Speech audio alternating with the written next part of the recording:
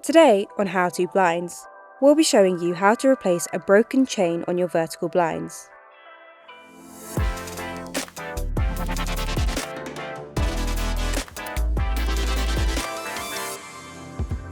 As you can see, we have a broken clip on our stabilising chain.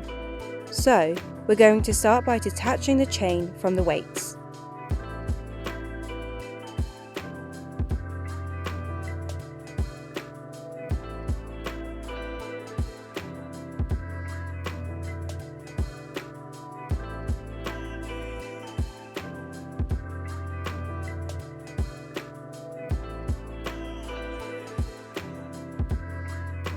Once the chain is fully detached, we can go from left to right, clipping our new chain onto the weights.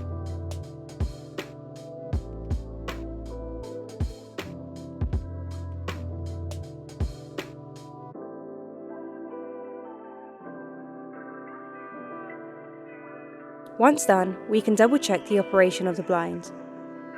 And that's how to replace a broken chain on your vertical blind. Thanks for watching, and remember to like and subscribe for more on How To Blinds.